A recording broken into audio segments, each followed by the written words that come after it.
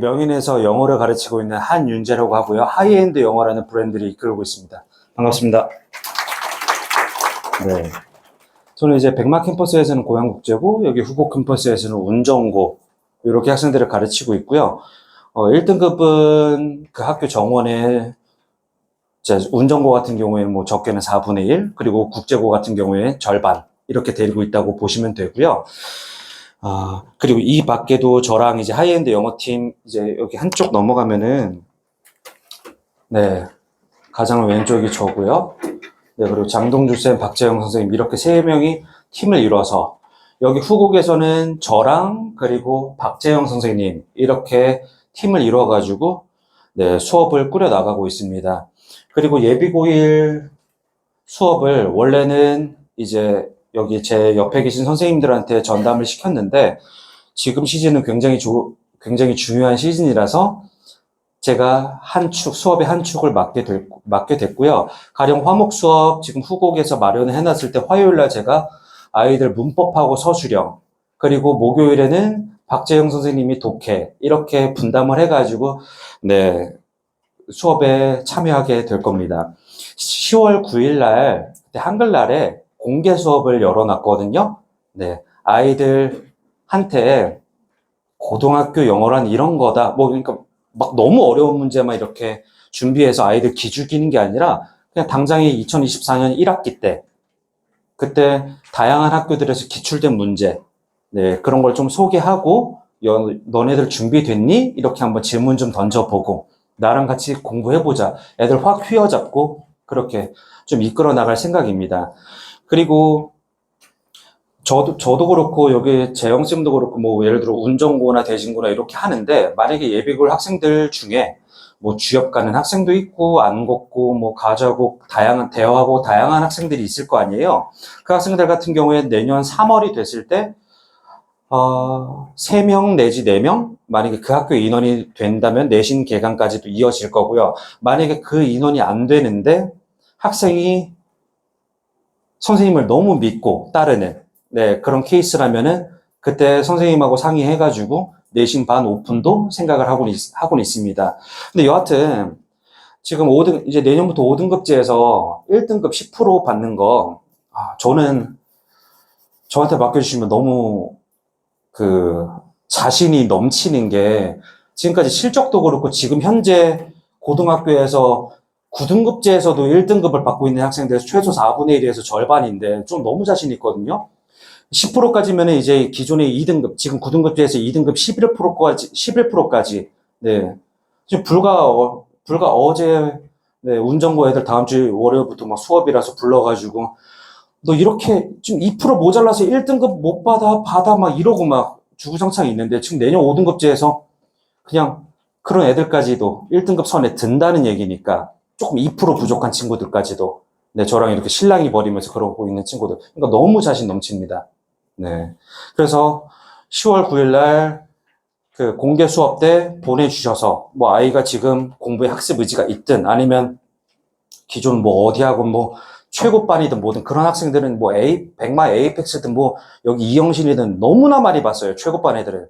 뭐 마스터반이라고 하죠. 뭐 최선어학은 최고반 애들. 왜냐면 다 좋은 고등학교를 노리거나 아니면 일반고 가서 등급 잘 따자. 죄다 이런 전략이거든요. 이런 친구들은 너무 많이 받고 그 친구들한테 만족감을 너무도 많이 선사를 했기 때문에 10월 9일 꼭 한글날 그때 공개 수업을 신청해 주셔서 너 한번 영어 한번 맛봐라. 한윤재 영어, 뭐 박재영 선생님 영어, 이렇게 한번, 네, 다독여 주셨으면은 제가 그때 확 애들 휘어잡고 내년 2월까지 예, 그렇게 예비고1 영어 준비를 확실하게 좀 시키려고 합니다.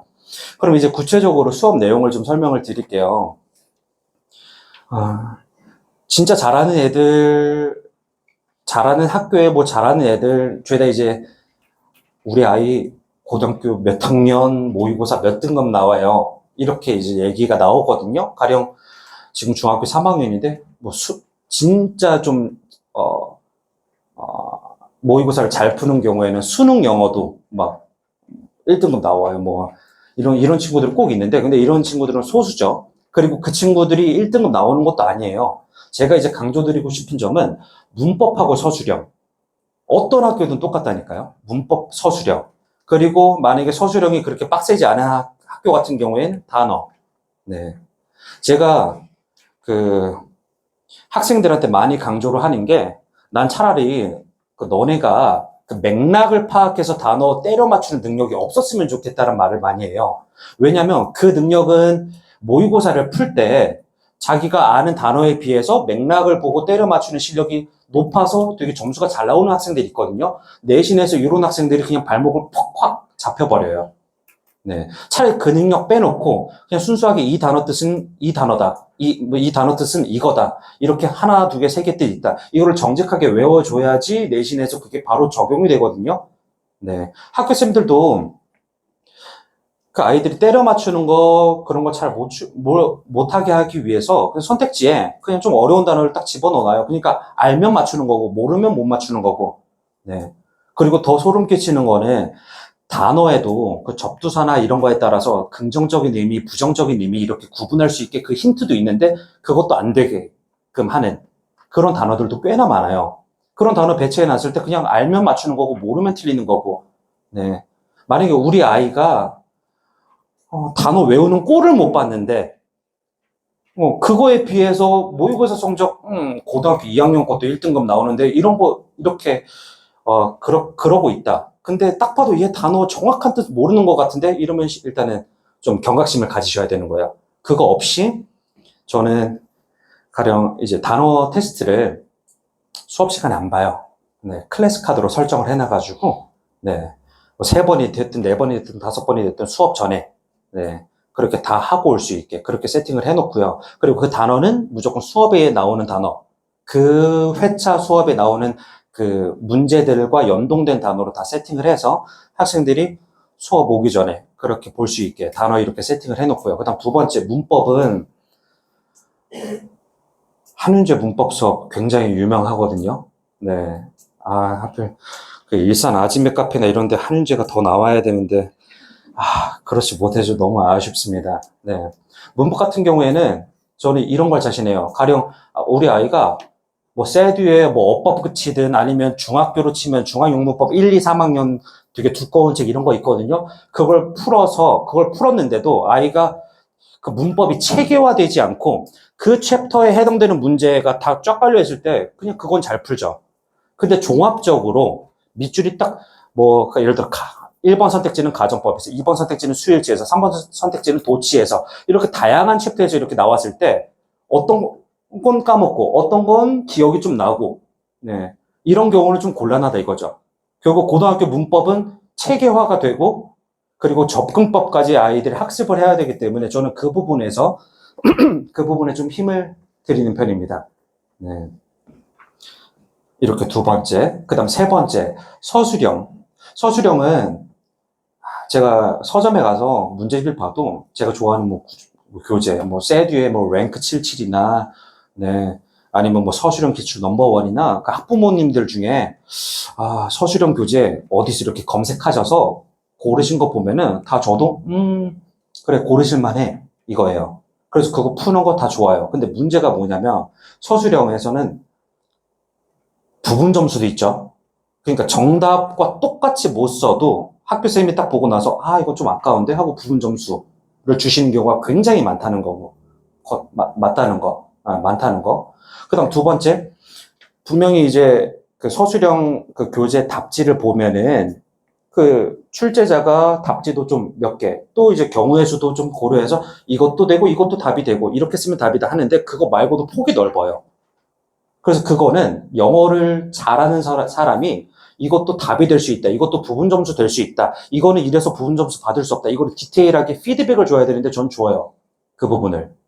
네. 이게 아이들이 서술형 아무리 그 베스트셀러 같은 걸 이렇게 부모님께서 사주셔서 학생한테 너 이거 한번 풀어봐. 정기적으로 검사하셔도 그걸로 부족한 이유예요. 네. 영어 전문가가 그 정답, 부분 점수 벌 수 있는지 없는지 이 학교 가서 이런 거를 판단을 내려줘야 되는데 전 기가 막히게 내주거든요. 네. 아니면은 만약 학교쌤이 부분 점수 안 줬어? 내가 대신 싸워줄게라고 미리 이제 말을 하기도 하고. 네. 이렇게 세 가지입니다. 네. 어휘, 네, 맥락에 의존해서 이렇게 파악하는 능력, 훌륭한 능력인데 이거는 수능 모의고사 풀 때만 훌륭한 능력이다. 내신에서는 발목을 잡을 수 있다. 그 다음 두 번째는 문법. 문법책 허구한 날 챕터 1부터 이렇게 쫙 끝까지 다 훑어도 아이가 실전에서 적용이 안 되거나 아니면 까먹으면 틀리고 자꾸 이런 게 반복이 된다. 이런 거 좀 없게끔 좀, 네, 잘 마무리 지을 거고요. 그 다음 세 번째는 그 서술형. 네, 서술형에 대해서 되게, 좀 디테일하게 피드백을 드린다는 점. 이런 게 수업의 매력이 아닐까 싶습니다.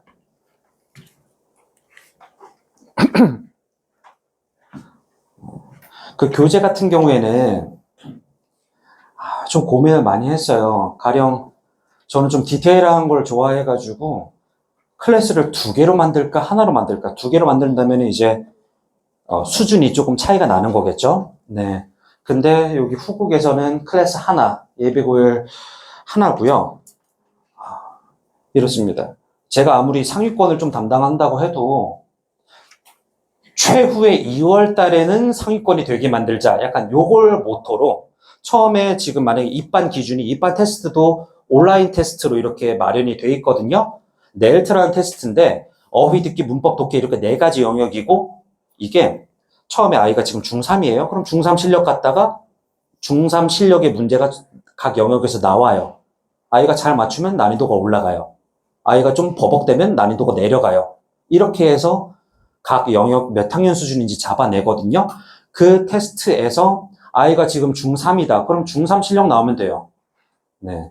만약에 중2 실력 나왔는데 아이가 공부를 안 해서 그럴 뿐 학습 의지 철철 넘친다. 그럼 그런 친구도 입반을 시킬 거예요. 네. 그럼 오히려 조금 당황스러울 수 있는 경우는 아이가 아까 말씀드렸다시피 뭐 지금 수능 영어 1등급 나온다 이런 친구는 독해 문제가 쉬울 수 있는데 근데 문법 서술형은 수능 독해 1등급 나온다고 문법 서술형까지 1등급스럽게 나오는 친구들 거의 못 봤거든요. 네, 부족한 부분이 있어서 그건 굉장히 기본적인 부분이 중요하기 때문에 그 부분을 채워줄 수 있습니다. 네. 그래서 최종적으로 내년 2월이 됐을 때 아이가 고등학교 2학년 모의고사도 1등급 서술형도 그 급에 맞게 네, 나오고 문법도 한 10문제 풀면 8, 9문제 설명까지 하면서 맞추게끔 그렇게 정답률이 나오게 하는 거를 목표로 하고 있습니다. 네. 네. 10월 22일부터 정규 개강인데 10월 9일날 공개 수업이 있으니까 그때 많은 참여 부탁드립니다. 감사합니다.